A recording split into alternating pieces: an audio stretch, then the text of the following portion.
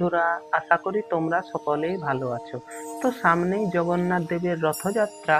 তো আমি থার্মোকল দিয়ে একটি ছোট্ট রথ আজ তোমাদের তৈরি করে দেখাবো। এই রথটি আমি যতক্ষণে তৈরি করি, চলো তোমাদের জগন্নাথ দেবের রথ সম্বন্ধে কিছু বলি। তো এই রথ হলো পুরীতে বিখ্যাত বেশি।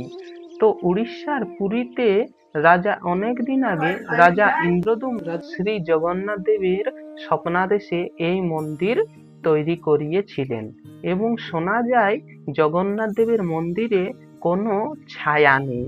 এবং জগন্নাথ দেবের মন্দিরের যে পতাকা হয় না বন্ধুরা, সেটা প্রতিদিন নাকি চেঞ্জ করা হয়। ও জগন্নাথ দেবকে প্রতিদিন 56 রকমের ভোগ দেওয়া হয়। ও সেই 56 রকমের ভোগে আবার কোনো আলু, টমেটো, নুন এইরকম বিদেশি জিনিসগুলো কিন্তু ব্যবহার করা হয় না।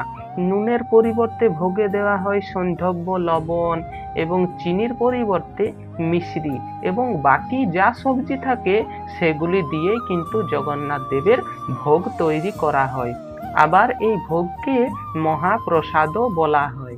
7টি হাঁড়িকে পর পর একের উপর এক হাঁড়ি চাপিয়ে কিন্তু তৈরি করা হয় এবং অবিশ্বাস্যভাবে যেটি সবার উপরের হাঁড়ি, সেই ভোগের প্রসাদ কিন্তু আগে তৈরি হয় এবং নিচের যেটি হাঁড়ি সেটি কিন্তু সবার নিচে শেষে তৈরি করা হয়।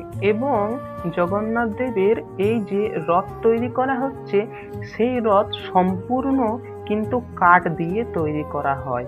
সেই রথে কোনো লোহার জিনিস, পেরেক, প্লাস্টিক কিন্তু ব্যবহার করা হয় না। এবং জগন্নাথ দেবের রথ 6টি কাঠ দিয়ে তৈরি করা হয়, কারণ আমাদের মানব শরীরেও 206টি হাড়। তাই জগন্নাথ দেবের রথও কিন্তু 206টি কাঠ দিয়ে তৈরি করা হয়। বলভদ্র দেবের রথ, সুভদ্রা দেবীর রথ ও জগন্নাথ দেবের রথ। এই রথে চেপেই জগন্নাথ, বলভদ্র এবং সুভদ্রা দেবী মাসির বাড়ির উদ্দেশ্যে রওনা হন।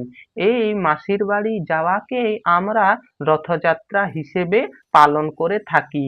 এবং সেই রথযাত্রার দিনে পুরীর মন্দিরে হাজার, লক্ষ, কোটি কোটি মানুষের কিন্তু অগণিত ভিড় সেই একটু রথের দড়ি টানা। সবাই তাহলে একবার মন থেকে বলো, জয় জগন্নাথ। তো এই দেখো, জগন্নাথ দেবের নানা গল্প বলতে বলতে আমার কিন্তু রথটি তৈরি করা হয়ে গিয়েছে। বেশি বেশি করে লাইক